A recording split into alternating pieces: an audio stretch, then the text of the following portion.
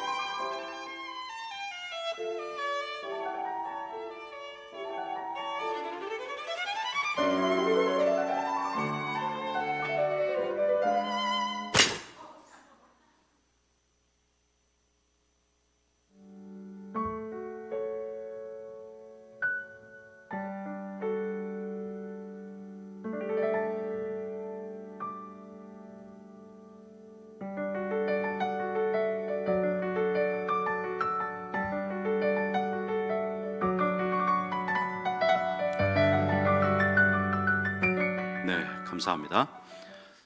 어떻게 하나님을 만나셨습니까? 이 영상을 통해서? 네, 바로 우리 하나님의 모습이죠.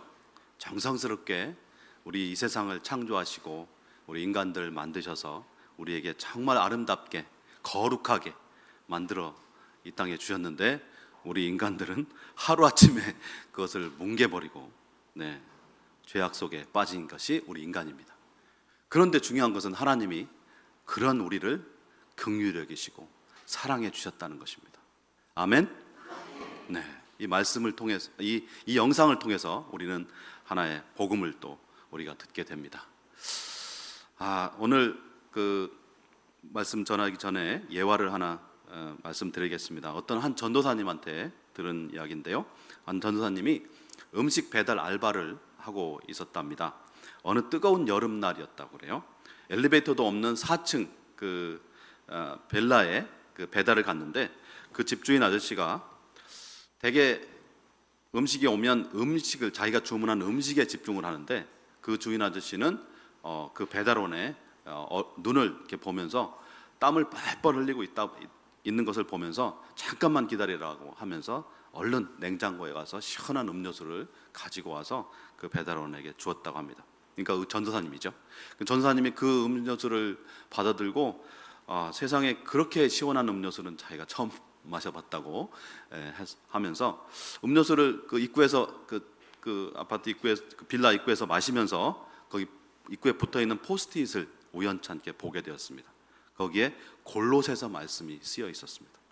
너희는 하나님의 택하신 거룩하고 사랑하신 자처럼 긍휼과 자비와 겸손과 온유와 오래 참음으로 옷 입고. 이 말씀이 거기에 써 있었다고 합니다. 저는 그 집주인, 음식을 시킨 그 집주인이야말로 이 각박한 세상 속에서 진실로 거룩한 삶을 살고 있는 그리스도인이었다고 저는 믿습니다. 저는 그 전사님의 그 이야기를 들으면서 저의 모습을 보게 됩니다. 여러분 음식 배달 많이 시키시죠? 그때 여러분 음식에 집중하십니까? 배달하시는 그분의 모습에 집중하십니까? 하나님은 우리 사람들을 집중하십니다. 하나님은 한 사람 한 사람을 집중하신다는 사실. 그러면서 하나님께서 오늘 본문 말씀에서 하나님이 원하시는 거룩하라 이렇게 말씀하고 있지 않습니까? 그 거룩의 의미를 다시 한번 우리가 알아보고 우리는 어떻게 거룩한 그리스도인이 될 수 있는가에 대해서 오늘 보도록 하겠습니다. 거룩이라는 것은 히브리어로 코데시, 또 아랍어로, 히브리어와 아랍어는 형제어입니다. 세모 계통으로. 아랍어로는 꾸두스, 같은 발음이 납니다. 그리고 한자어로는 성결이라고 그러죠. 그 다음에 영어로는 홀리 또는 홀리니스 이렇게 얘기를 합니다. 한자어로 우리는 성결이라고 하면 굉장히 많이 와닿는데요. 여호와께 성결, 또 성결교회도 있죠. 여기 우리 주변에. 그것처럼 바로 성결, 하나님 앞에 거룩하다라는 의미를 우리가 살펴봤습니다. 오늘 본문 말씀은 두 가지의 배경을 가지고 있습니다. 구약의 배경과 신약의 배경.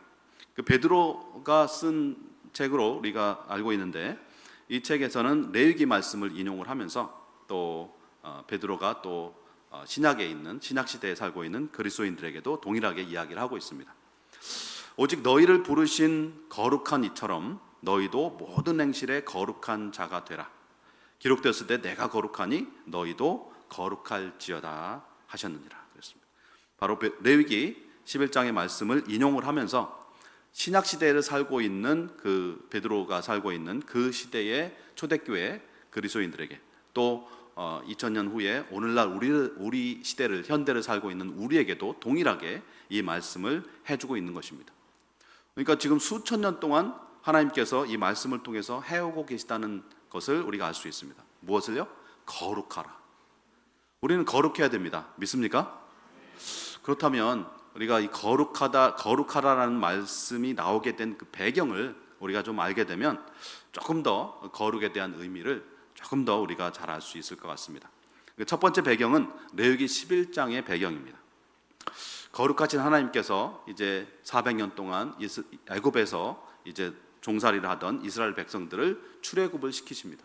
그러면서 출애굽을 시키시고 홍해를 가르셔서 이제 미디안 광야로, 또 시내 광야로 하나님께서 인도하시는데, 그 시내 광야에서 하나님께서 훈련시키신 것이 무엇입니까? 바로 거룩이었습니다. 하나님께서 모세를, 화면을 보시면 이제 시내산으로 부르셔서 이제 하나님께서 십계명을 주시고 많은 율법들을 하나님께서 주십니다. 이스라엘 백성들에게, 우리에게 주신 것이죠. 여기 보시면 산에 보시면 산 정상 부위가 까맣게 타 있죠.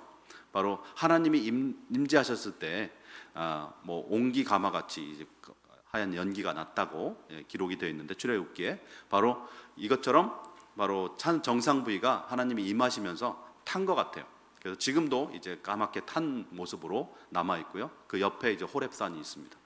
그것도 그 옆에 보시면 아론의 금송아지 제단이 바로 그 시내산 밑에 부분에 이렇게 큰 돌 무더기가 있는데, 바로 저런 암각화들이 아직도 남아 있습니다. 그 다음 장을 보시면 그 바로 아론의 그 금송아지 제단에 보면 이런 이집트의 히토르 신의 그 소 우상의 그런 모습들이 이렇게 있고요. 이 모양대로 아마 금으로 아론과 이스라엘 백성들이 만들었던 것 같아요. 그러면서 그 제단이 지금은 이제 많이 무너져 있는 상태입니다. 그 옆에 보시면 또 시내 광야에서 또 하나님께서 모세를 통해서 반석을 치라 하셔서 반석이 갈라지면서 물이 나오는 그 장소에서 또 모세가 르비딤 반석에서 바로 아말렉과 전투를 하면서 여호와 니시의 제단을 또 쌓게 되죠. 그것들이 지금 사우디 북부에 이렇게 그대로 남아 있습니다. 출애굽 유적들이.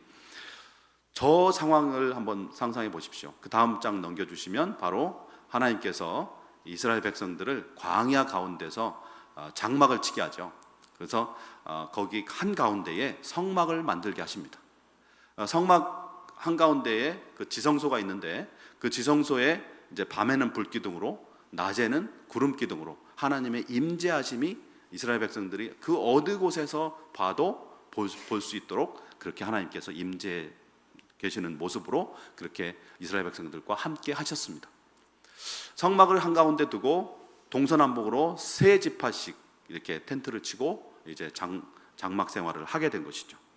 정말 쉽지 않은 그런 어떤 생활이었을 겁니다. 저도 사우디의 북부에 가서 이 출애굽 유적들을 돌아보면 정말로 쉽지 않은 환경이었고, 여기에서 어떻게 40년 동안 텐트를 치면서 이동하면서 살았을까?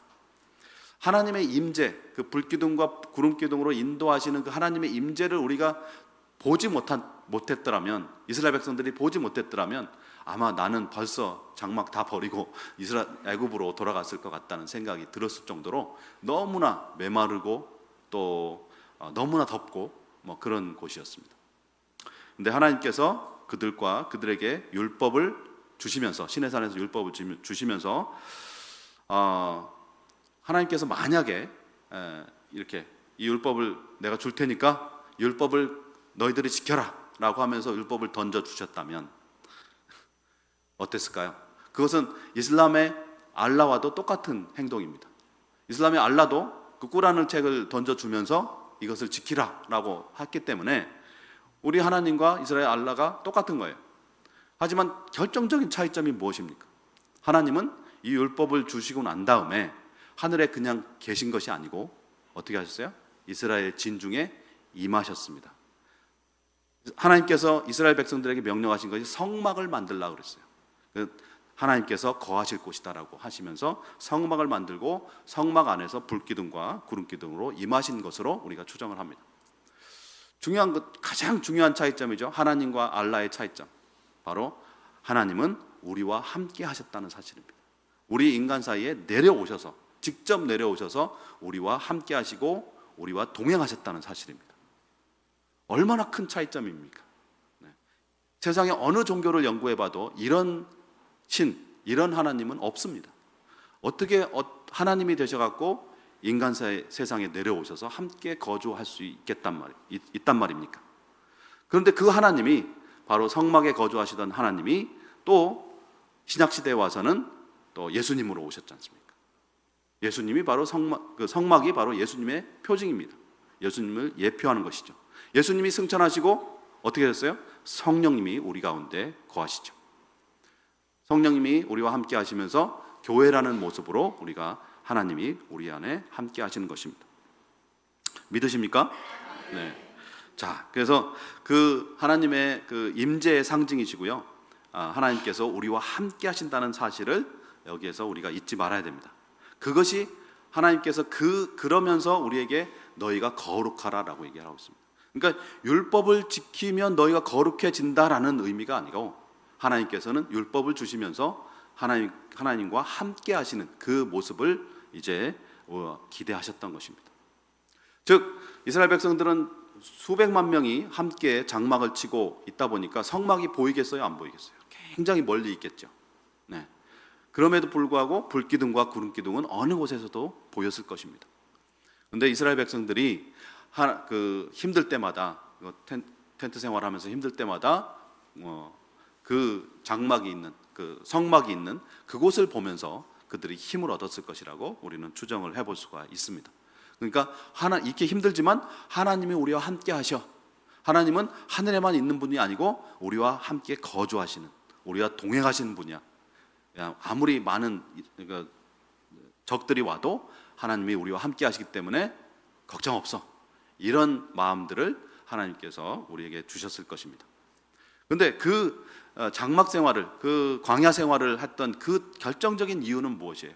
바로 조금 있으면 가나안 땅으로 들어갈 것인데 그 가나안 땅에 들어가면 뭡니까? 가나안 족속들, 그 사람들의 풍습과 문화와 또 이방 신들이 굉장히 많을 거 아니에요. 그 이방 신들에게 이제 영향을 받지 않기 하기 위해서 물들지 않고 믿음을 지키게 하기 위해서 하나님께서 광야에서 훈련을 시키셨던 것입니다. 그 훈련이 바로 거룩 훈련이었습니다. 거룩하라. 신약 시대는 베드로 전서의 배경은 무엇이냐면 로마 시대였습니다. 지금 로마 시대 때 네로 황제가 통치하던 시대였습니다.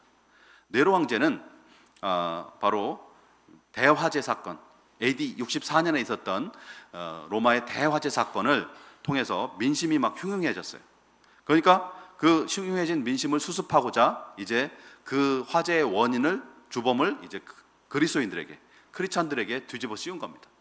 그래서 이제 본인이 이제 정치적인 어떤 입지를 다지려고 그렇게 하고 있었고, 그러면서 이제 예수님의 제자 12제자들까지 잡아가지고 이제 사형을 시키고 하는 그런 일들을 했던 사람이 로마 황제였습니다. 네로 황제였습니다.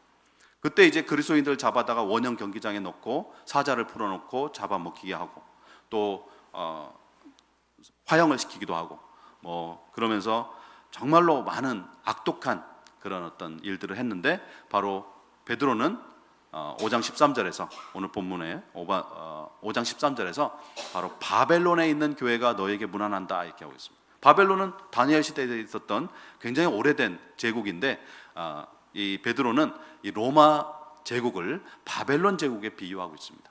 바벨론 제국이 굉장히 악한 제국이었죠. 그러면서 로마 제국이 바로 바벨론과 같은 그런 상황이었다는 사실을 암시하고 있습니다. 그러면서 이 베드로전서의 수신자는 누구냐면 바로 소아시아에 있는 그런 소아시아 지방에 있는 여러 흩어진 나그네들, 그러니까 소아시아에 있었던 초대교회의 교인들, 이런 사람들을 말하는 겁니다. 그러니까 오늘날 천국을 떠나서 지금 이 세상에서 나그네의 삶을 살고 있는 우리에게도 동일한 수신 메시지가 되는 것입니다. 로마의 상황이 이러니까 그 핍박이 조금 있으면 이제 로마를 벗어나서 로마 제국 전체, 로마가 다스리는 그 소아시아도 다스리고 예루살렘도 다스리고 다 다스렸으니까요. 그 로마 제국 전체로 아마 이 핍박이 갈 것이다라는 것을 예상하는 상태에서 베드로는 이 편지를 쓰고 있는 것입니다. 자, 앞으로 조금 있으면 우리가 많은 환난과 핍박이 올 것인데 우리가 어떻게 믿음으로 이겨나갈 것인가, 그것에 대해서 베드로는 편지를 쓰고 있는 것입니다. 그러면서 1장 6절에서 이렇게 얘기하고 있습니다. 그러므로 너희가 이제 여러 가지 시험으로 말미암아 잠깐 근심하게 되지 않을 수 없으나 오히려 크게 기뻐하는도다. 베드로는 잠깐이라는 단어를 썼어요. 잠깐 근심하게 된다. 또 5장 10절에 보면 모든 은혜의 하나님 곧 그리스도 안에서 너희를 부르사 자기의 영원한 영광에 들어가게 하신 이가 잠깐 고난을 당한 너희를 친히 온전하게 하시며 굳건하게 하시며 또 강하게 하시며 털을 견고하게 하시리라, 이렇게 말씀하고 있습니다. 즉 초대교회 교인들이 당할 그 핍박들은 뭡니까? 생과 사가 왔다 갔다 하는 그런 핍박들이에요. 지금 우리가 당하고 있는, 여러분들이 어떤 고난을 당하고 있는지 모르겠어요. 저도 좀 고난을 당하고 있는데 여러분은 엄청난 고난을 당하고 있는지도 모르겠어요. 현대 그리스도인들이 지금 아라비아에서 살고 있는, 아라비아에서 개종해서 예수님을 따르고 있는 그 신자들은 사실 우리 한국 사람들이 당하고 있는 그런 어떤 핍박보다는 오늘날 엄청난 생과 사를 왔다 갔다 하는 그런 상황 속에서 예수님을 따르고 있습니다. 지금 초대교회 상황들이 그렇습니다. 그런데 사도 베드로는 잠깐 근심하게 된다라고 얘기하고 있습니다. 이런 모든 고난들이 잠깐이다라고 얘기하고 있습니다. 굉장히 다운사이징을 하고 있죠. 그러면서 그들의 우리의 기쁨이 더할 것이고 또 온전하게 될 것이고 굳건하게 하실 것이고 강하게 하실 것이고 또 견고하게 하실 것이라는 사실을 베드로는 강조하고 있습니다. 자, 이게 생과 사가 왔다 갔다 하는데 지금 이게 말이 되는 소리입니까? 예. 여러분 많은 간증들을 들어보셨죠? 여러분은 믿음을 배반하면 이제 살게 되고, 믿음을 나는 예수님을 믿어요 하면 죽게 되는 그런 상황이 올 때 여러분은 끝까지 믿음을 지키겠습니까? 아니면 그 상황을 모면하기 위해서 나는 지금은 예수 안 믿어요, 그러고 나서 모면을 하고 난 다음에, 고난이 끝나고 난 다음에 그 다음에 예수님 믿을 거예요? 여러분, 하나님이 우리와 함께 하실까요? 네, 아까 구약시대 때 그 광야에서 함께 하신 하나님께서 임재하셨다고 그랬죠. 바로 초대교회 때 그 핍박을 받던 그 상황 속에서 하나님이 계셨을까요? 초대교회 교인들과 함께 하셨을까요? 그런데 왜 그렇게 많은 초대교회 교인들이 순교를 당했을까요? 하나님께서는, 베드로는 2장 9절에서 이렇게 말씀하고 있습니다. 너희는 택하신 족속이요 왕같은 제사장이요 또 거룩한 나라요 그의 소유된 백성이다. 우리의 신분에 대해서 다시 한번 일깨우고 있습니다. 우리의 아이덴티티, 우리의 DNA가 바로 택하신 족속이다, 왕같은 제사장이다, 거룩한 나라다, 그의 소유된 백성이다, 이렇게 이야기를 하고 있습니다. 이런 사람들을 불러가지고 어떻게 하려고요? 아름다운 덕을 선포하게 하려고 한다고 말씀하고 있습니다. 하나님께서는 이런 우리를 부르셔서 거룩한 백성으로 만드셔서 이제 아름다운 덕을 선포하는, 전하는 그런 사명을 주시기 위해서 우리를 불렀다라고 얘기를 하고 있습니다. 믿으십니까? 그것이 바로 하나님의 거룩한 성도이고, 거룩한 성자잖아요. 성도, 거룩한 무리, 거룩한 성도. 여러분 성도십니까? 아닙니까? 성도시죠? 네, 성도이고, 우리는 거룩한 선교사고 복음을 전하는 사람이니까 거룩한 전도자죠. 그렇게 우리를 부르셨습니다. 믿으십니까? 그런데요, 문제가 있습니다. 구약 시대나 지금이나 사람들이 하나님을 어떻게 알고 있냐면 성막에만 있는 하나님으로. 그래서 꼭 성막에만 가야만 내가 하나님을 만날 수 있는 것으로 구약 시대 때 광야 생활을 했던 백성들도 그렇게 인식하고 있는 사람들이 많았어요. 그리고 오늘날에도 꼭 교회만 가야 하나님이 계시고 교회 바깥에는 하나님이 안 계신 것처럼 생각하는 사람들이 많습니다. 본문 말씀은 바로 하나님께서 출애굽 때 얘기하신 건데, 그 당시에 하나님께서 율법을 주심으로 인해서 사람들은 율법만 지키면 내가 거룩해진다라고 생각하는 사람들이 많았어요. 그런데 그것이 아니라 우리 모두의 삶 속에서 하나님은 성령님으로 임재하고 계십니다.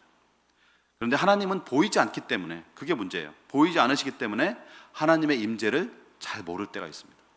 여러분 지금 하나님이 안 보이시잖아요. 그죠? 하나님의 임재를 여러분 믿으십니까? 이 자리에 여러분 하나님이 함께하고 계시는 것을 믿으세요? 그게 보이세요? 안 보이시죠? 그런데 어떻게 믿으세요? 우리의 거룩한 삶은 우리가 성화라고 얘기하는데 하나님의 임재를 느끼는 것입니다. 하나님의 임재를 믿는 것입니다. 예수님과 하나님의 임재라는 것은 뭐예요? 우리가 예수님과 24시간 365일 동행하는 것입니다.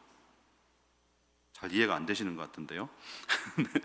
네, 사실 교회 안에서는 거룩한 척 하는 게 굉장히 쉽습니다. 그죠? 맞습니까? 목사님들, 여기 목사님 많으시고 장로님 있으시고 권사님들 또 집사님들, 교회 안에 열심히 봉사하고 헌신하시는 분들 거룩하게 보이시죠? 네. 그런데 우리가 그분들 보고 거룩하다라고 말할 수는 없어요. 왜냐하면 그분들의 삶 속에 들어가 봐야 진정한 거룩이 나오거든요. 그분들의 직장과 가정에 들어가 봐야 돼요. 저는 예전에 한 사업체를 운영하시던 집사님의 회사에 방문한 적이 있습니다. 그 집사님이 회사에 오라고 그래서 제가 방문한 적이 있는데, 가보니까 굉장히 바쁘신 거예요. 그래서 제가 저보고 미팅룸에 좀 가서 잠깐 앉아 있으라고 그래서 미팅룸에 가서 차 마시면서 기다리고 있는데, 갑자기 그 유리로 칸막이로 된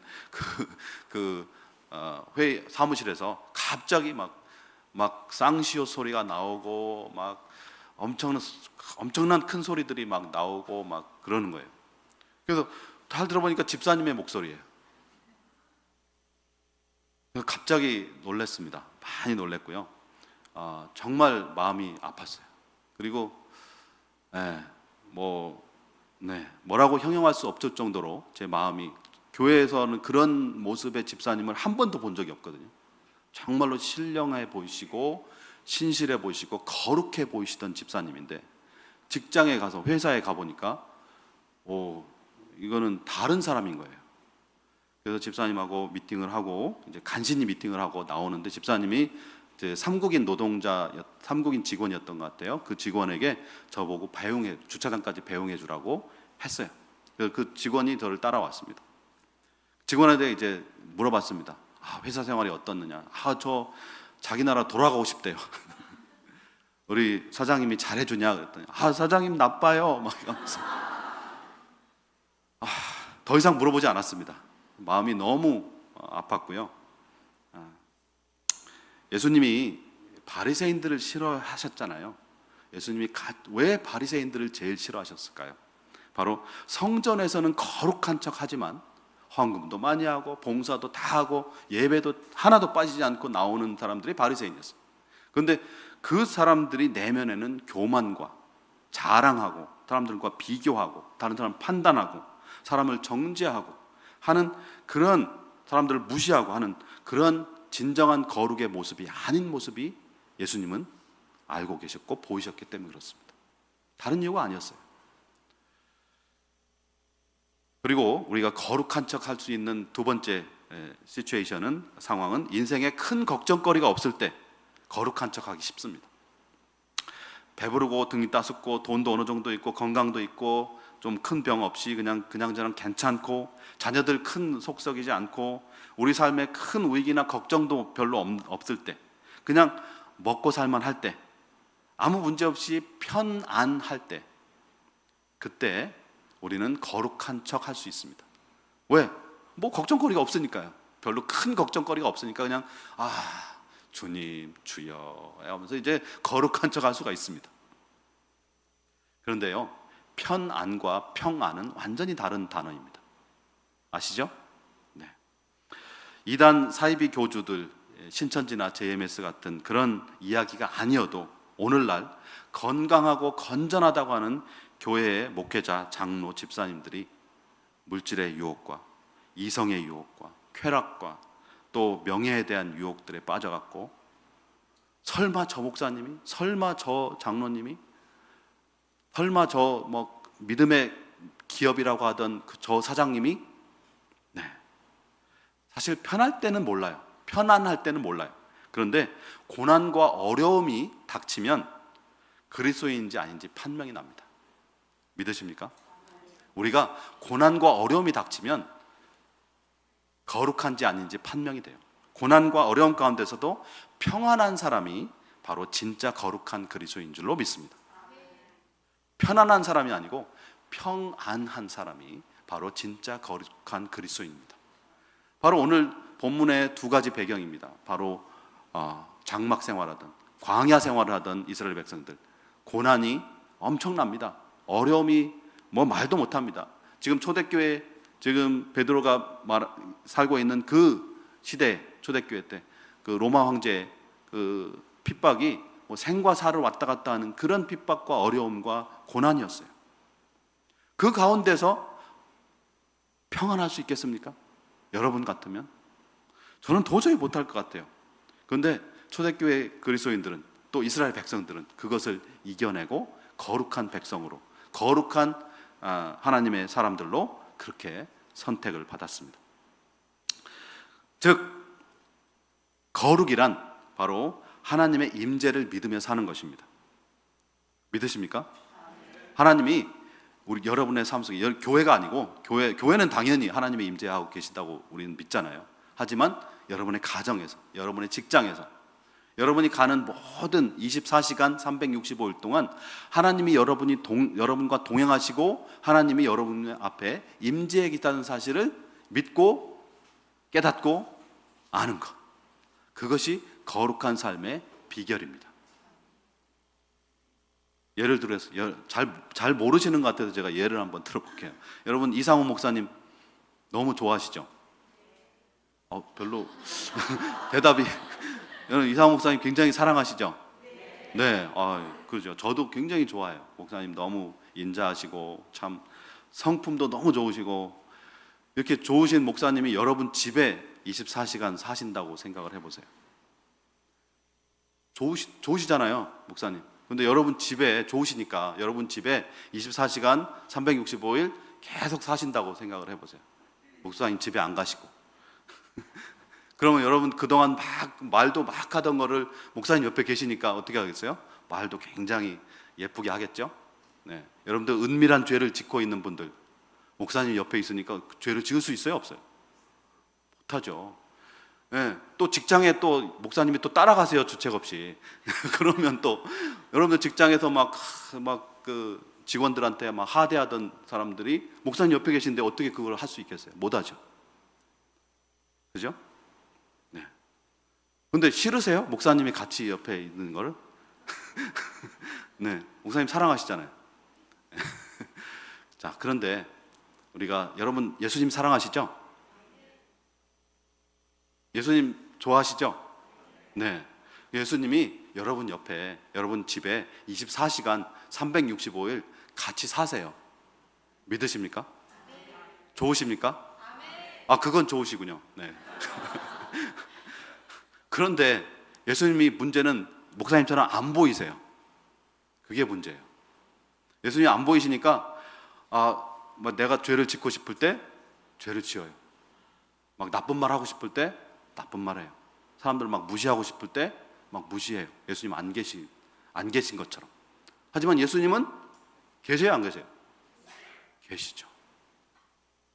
그러면 예수님이 계시다는 사실을 우리가 인식하지 못하면 우리는 거룩한 삶을 살 수가 없습니다. 우리의 힘으로는 살 수가 없어요, 그렇게. 우리의 본성이 그렇거든요. 예수님이 도와주셔야 돼요. 근데 예수님은 우리에게 계속 같이 24시간 365일 계속 계시는 거예요. 믿으십니까? 네. 그걸 우리가 잊지 말아야 돼요. 그거를 잊는 순간 우리는 거룩한 삶에서 떨어지게 됩니다. 필요할 때만 예수님 어디 계세요? 막 우리 아이 막 대학교 합격해야 돼요. 막 그래서 예수님 어디 계세요? 막 하나님 어디 계세요? 막 그렇게 울부짖을 때는 언제고, 은밀한 죄를 지을 때는 예수님 잠깐만 잠깐만 저쪽에 가 계세요. 저쪽 방에 가 계세요. 제가 여기서 좀 이따가 예수님 모시겠습니다. 네, 그거는 그리스도인이 아니죠. 그리스도와 함께 우리는 십자가에 못 박힌 사람들이에요. 못을 박혔다는 것은 예수님과 뗄래야 뗄 수 없는 관계가 되고, 우리가 예수님을 영접한 순간부터 예수님은 우리를 떠나시지 않고 떠나실 수도 없어요. 예수님이 떠나지 않겠다고 약속을 하셨기 때문에. 그런데 우리는 그걸 뗄 수 있는 거라고 생각을 해요. 그리고 그리스도와 함께 사는 사람들이 바로 그리스도인입니다. 믿으십니까? 그래서 그리스도인은 교회 일주일에 한 번씩 교회 한 번 가고, 그냥 뭐 종교란 적을 때 기독교인 이러고 적고, 그 정도로만 기독교인으로 생각했다면, 그리스도인이라고 생각을 했다면 큰 오산인 것이죠. 예수님은 여러분이 영접한 순간부터 천국에 가는 그 순간까지 예수님은 계속 동행하신다는 사실이에요. 24시간 365일. 그런데 우리가 그것을 인식하지 못할 때 우리는 거룩한 삶을 살지 못해요. 죄악에 빠지게 됩니다. 예수님 기뻐하시겠어요? 안 기뻐하시겠어요? 기뻐하세요? 안 기뻐하시겠어요? 여러분 죄악에 빠지면 안 기뻐하시고 슬퍼하시겠죠. 바로 거룩한 삶이란 예수님과 24시간 365일 동행하는 것, 하나님의 임재를 알고 믿고 경험하는 것, 그것을 여러분들이 믿음이고 신앙이고 거룩이라고 이야기를 합니다. 하나님의 임재가 있으면 그것이 거룩한 삶이고, 여러분이 말씀은 있는데 하나님의 임재는 없는 그런 삶을 살고 있으면 그것은 율법주의자가 됩니다. 바리새인 같은 삶이 되는 거예요. 그리고 그 광야에서 이제 범죄에서 죽었던 이스라엘 백성들, 그 사람들과 같은 사람들이 되는 겁니다.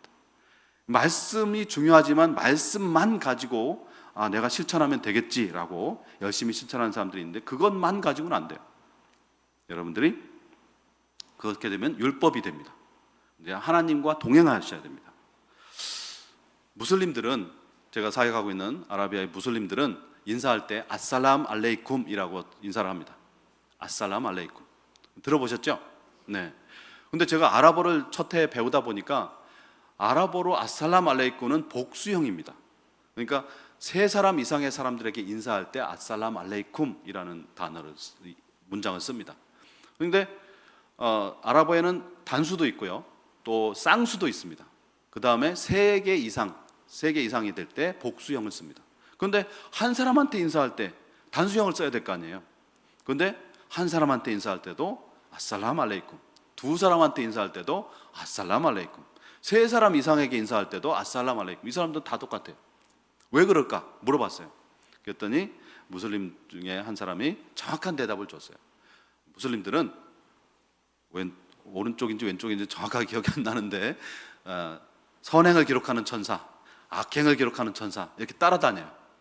그래서 기도할 때도 기도하기 시작하기 전에 이 천사들한테 인사합니다. 무슬림들은 아살람 알레이쿰, 아살람 알레이쿰 이렇게 인사해요. 그러니까 한 사람이 오지만 세 사람인 거예요. 세 사람, 복수형인 거예요. 그래서 항상 아살람 알레이쿰이라고 복수로 인사를 하는 것이죠. 무슬림들이 믿음이 더 좋아요. 안 보이는 천사도 다 보이잖아요, 이 사람들은. 그죠? 우리는 예수님을 그렇게 믿고 따르는데도 예수님이 안 보여. 우리 옆에 집사님, 뭐 장로님, 권사님, 이 옆에 예수님이 계세요, 안 계세요? 계세요, 안 계세요? 대답을 안 하시는 분들은 안 믿으세요? 예수님이 계시죠? 믿으시죠? 우리 눈에 안 보이는 것뿐이에요. 그런데 예수님은 우리와 함께 동행하십니다. 그렇다면 여러분들 인사 한번 해보십시오. 안녕하십니까 말고요, 안녕들 하십니까? 네. 집사님 안녕들 하십니까? 네. 그렇게 인사하셔서 이제 앞으로 집사님에게 또 권사님에게 예수님이 옆에 계시구나, 이것을 자꾸 상기시켜 주세요. 안녕들 하십니까? 아니면 여러분 혼자 있으면 예수님 안녕하세요, 오른쪽에 계실 수도 있고 왼쪽에 예수님 안녕하세요 이렇게 인사를 해버릇 하시기 바랍니다. 굿모닝 예수님, 아침에 일어나서 인사하시고. 왜냐하면 예수님은 우리의 잠자리까지도 계속 같이 따라다니시는 분이시니까. 그래서 그렇게 되면 예수님이 함께 하시는데, 아까 목사님이 함께 하셔도 우리 나쁜 짓 못 하잖아요. 죄를 못 짓잖아요. 뭐 예수님이 함께 하시는데 우리가 어떻게 죄를 짓습니까? 그죠? 네. 그래서 우리가 그 훈련을 해야 됩니다. 거룩한 그리스도인이 되기 위해서는 우리가 예수님이 늘 우리와 함께 24시간 365일 동행하고 계시다는 사실을 우리가 믿어야 될 줄로 믿습니다. 아멘. 자, 베드로는 우리에게 거류민과 나그네 같은 너희라고 이야기를 하고 있습니다. 2장 11절에 보면 사랑하는 자들아 거류민과 나그네 같은 너희를 권하노니 영혼을 거스려 싸우는 육체의 정욕을 제하라 그랬습니다. 거류민이라는 것은 무엇을 의미하냐면 외국인으로서 다른 나라에 사는 거예요. 저는 아라비아에 가면 거류민이에요. 여러분들 주변에 삼국인들, 노동자들 많이 와 있죠. 그 사람들이 거류민이에요. 그러니까 거주자가 아니에요. 거류민이라는 것이에요. 거류민과 나그네, 나그네는 뭐예요? 여행하는 사람이잖아요. 여행자, 순례자, 나그네. 누가 거류민과 나그네라는 거예요? 우리가 천국에서 왔는데 잠깐 이 세상에 거류민과 나그네로, 여행자로, 순례자로 살아가고 있다는 거예요. 여러분 지금 주민등록증 있다고 우리가 여기가 거주민이라고 생각하면 큰 오산입니다. 주민등록증과 상관없이 우리는 거류민이에요. 다른 나라에 살고 있는, 잠깐 방문한 사람들입니다. 우리는 언젠가 우리 집으로 돌아갈 사람들입니다. 믿으십니까? 그런데 베드로는 하필 그 우리 같은 여행자들에게 뭐라고 하냐면 육체의 정욕을 제하라. 네. 행실을 선하게 해라. 그래서 다른 사람들이 너의 선한 일을 보고 하나님께 영광 돌리게 하라라고 이야기를 하고 있습니다.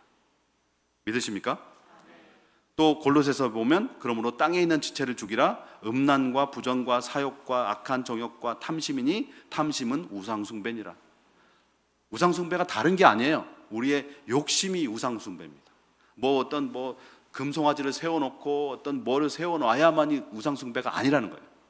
우리는 우리 자신 속에 있는 욕심, 탐심, 이것이 우상숭배라고 이야기를 하고 있습니다. 여러분 취미 생활도 몰두하면, 너무 과하면 그것이 우상숭배가 됩니다. 골프 많이 치시죠? 테니스 치시죠? 등산 가죠? 이것도 적당히 해야 되지 너무 막 과하고 몰두하게 되면 그것도 우상이 되어버립니다. 하나님을 잊어버리게 만드는 것, 이 모든 것들이 우리의 우상이 되는 것입니다. 복음을 모르는 세상 사람들은 모든 가치를 돈과 명예에 둡니다. 그죠? 여러분 친구들 만나보세요. 커피숍에서 만나서 1시간 동안 이야기하면 거의 돈 얘기입니다. 그죠? 다 자녀의 학벌 문제, 명예 문제, 이런 것들이죠. 다 추려보면 그 얘기들이에요.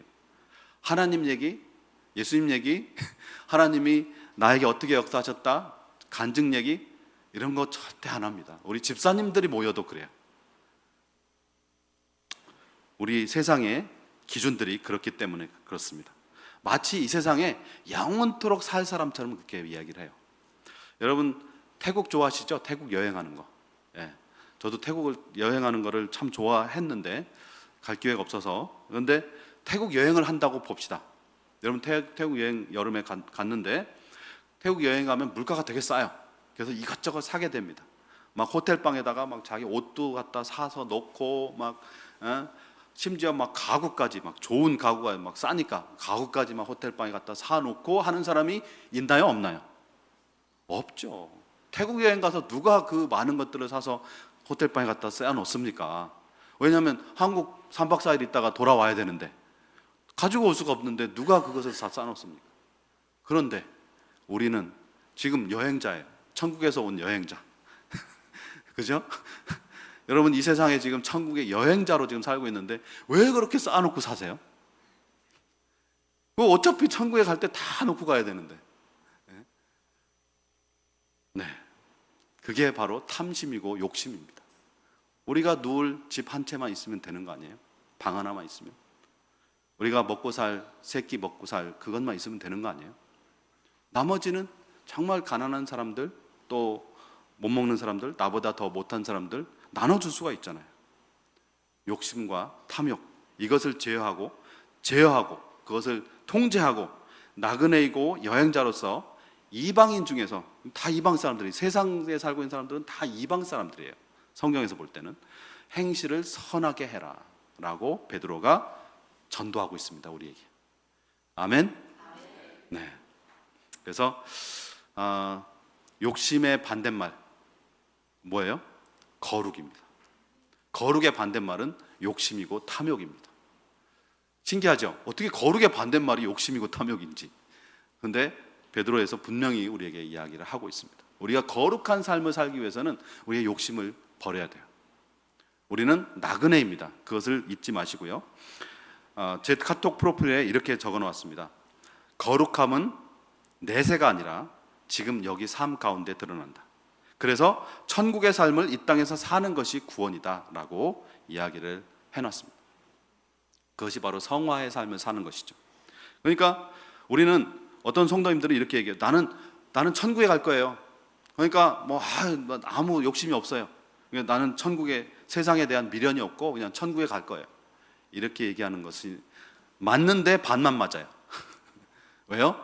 그 천국의 삶을 이 세상에서 연습해야 되거든요. 이 세상에서 아무렇게나 살고 거룩하게 살지도 않고 천국에 가보세요. 네, 천국에 가면 아마 문전박대를 당할 수도 있어요. 아니면 천국에서 여러분이 없을 수도 있어요. 네. 바로 이스라엘 백성들이 그 광야에서 연습한 게 뭡니까? 가나안 땅에 들어가서 그 이방 사람들에게 물들지 않기 위해서 가나안 그 광야에서 거룩의 연습을 한 거 아니에요. 경건의 연습을 했고 거룩한 연습을 해 나가는 것입니다. 바로 하나님께서 이 세상의 짧은 기간이에요. 잠깐이에요. 우리 세상에 사는 동안 우리에게 기회를 준 것입니다. 거룩의 연습을 하도록. 믿으십니까? 그 거룩의 연습은 무엇이냐? 예수님과 동행하는 것입니다. 탐욕을 버리고 예수님과 동행하는 것임을 믿으시기 바랍니다. 아멘. 바로 가나안 땅에 살던, 가나안 땅을 향해서 갔던 이스라엘 백성들이나 로마의 대환란을 맞이하려고 했던 그 초대교회 교인들이나 아니면 세상에 지금 많은 유혹과 세상에 막 흥청망청한 그런 문화들을 지금 접하고 있는 우리 현대 그리스도인들이나 지금 동일한 상황이에요. 천국을 향해 가는 건 동일합니다. 이 상황 속에서 우리는 거룩한 그리스도인이 되어야 될 줄로 믿습니다. 아멘. 그래서 거룩한 그리스도인들은 욕심 버리고 바로 예수님과 24시간 365일 동행할 때 우리는 거룩한 그리스도인이 될 줄로 믿습니다. 그래서 여러분들 안녕하세요 연습 많이 하세요. 안녕하세요 예수님. 안녕들 하십니까 집사님?